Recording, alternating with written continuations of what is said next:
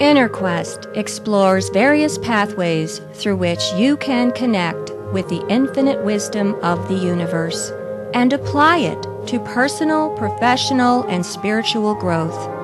This program, featuring accomplished practitioners, educators, and authors, is provided by Infinity Foundation, an innovative center for holistic studies and research. We invite you to share this journey with us.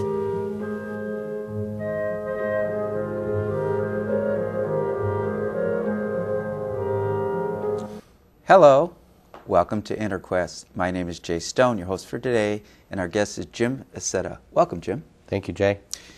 Jim is a personal and relationship coach, and he's also a very prolific author, writer.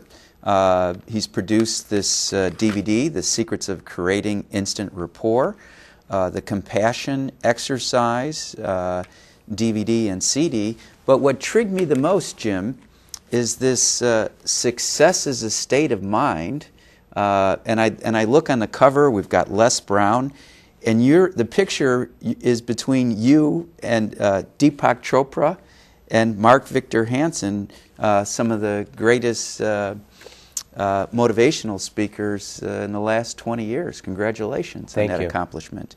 Why don't you tell our audience a little bit about your background, your education, so they know a little bit about your bio? Sure. Well, I think I started training about 33 years ago. I spent a lot of time as a teenager learning about how to confront other people and look at myself in therapy situations. Most of my training's in social work, counseling, psychology, and anthropology.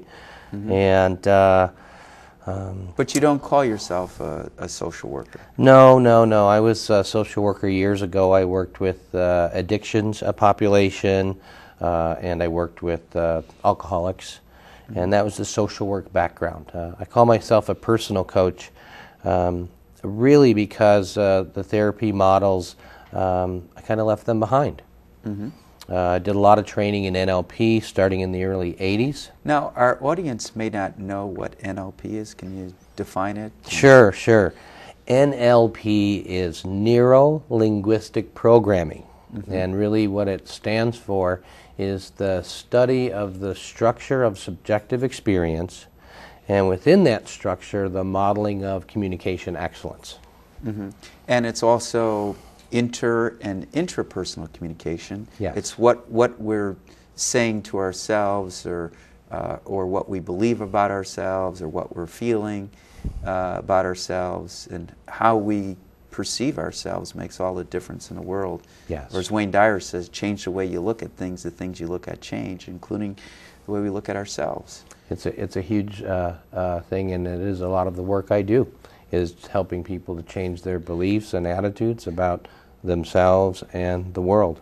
Now, this in your book, or the book, The Success is a State of Mind, what is your chapter about?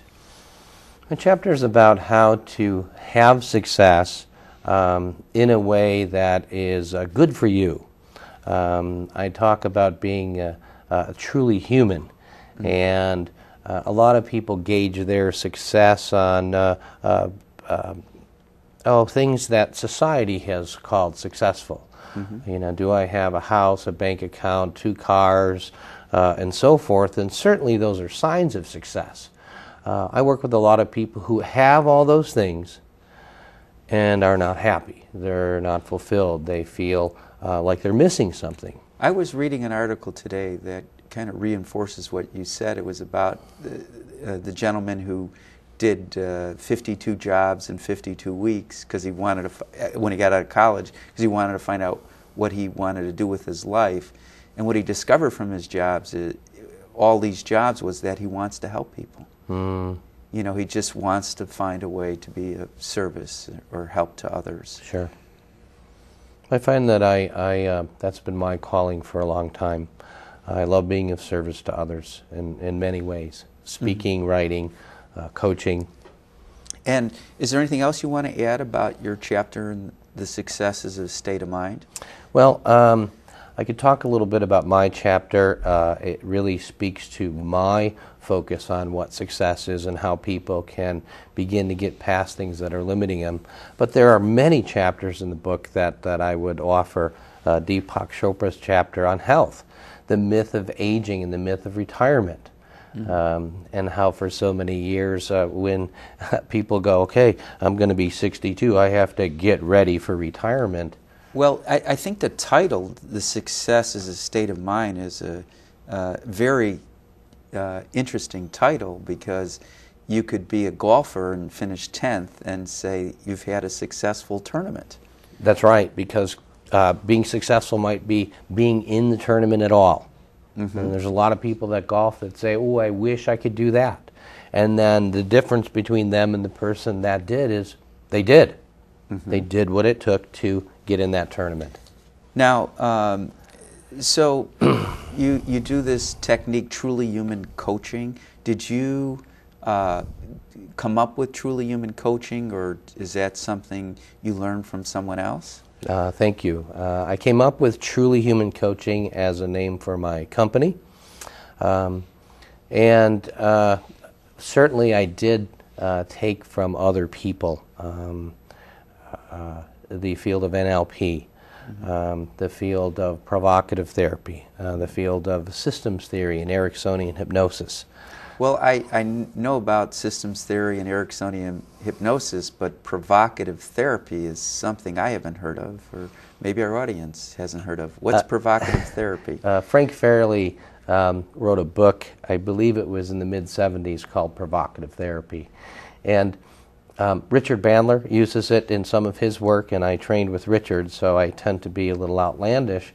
And for me, when I'm working with clients, sometimes it's using things that are very ridiculous or provocative to have impact with my client. And that's an Ericksonian technique, because he would use shock. Yes. Yeah. You know, so certainly to shock someone, to have an impact, or to use the absurd, I offer free complimentary coaching sessions so people can have a flavor of that, because some people really don't want someone to be telling them things that no one else does. Yeah. Now, so you're letting them get a taste of what's to come. Yeah. Yeah. Yeah. I think that's very wise.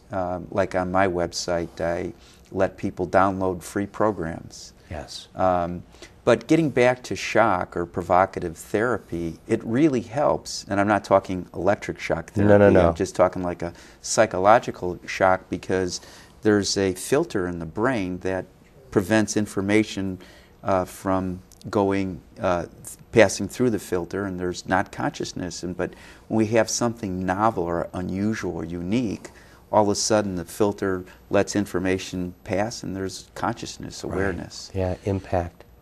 And a lot of what I do is call attention to what people are saying or how they're saying it.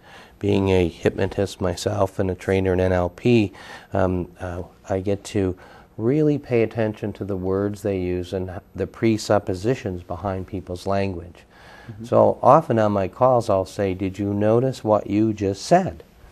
I was talking with a client the other day, and he said, I know for sure that I will never starve. And then he paused, and he said, wow, that doesn't sound like the belief of someone who wants to buy a yacht. So it was that impactful that he noticed he's stuck in this place. And I asked him, what else do you believe so strongly? And he didn't come up with anything on that call. Yeah. He's limited.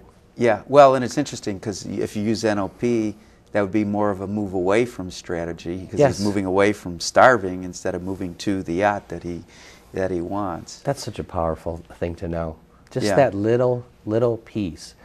Well, and for our audience doesn't know, but at the base of our brain is the reptilian brain, the oldest part of the brain, and it works a very simple program: move to, move away. So you can move away from sadness, move to happiness, move away from pain, move to pleasure, move away from poverty, move to prosperity. So it sounded like he was using his move away from poverty meta program. Yes, meta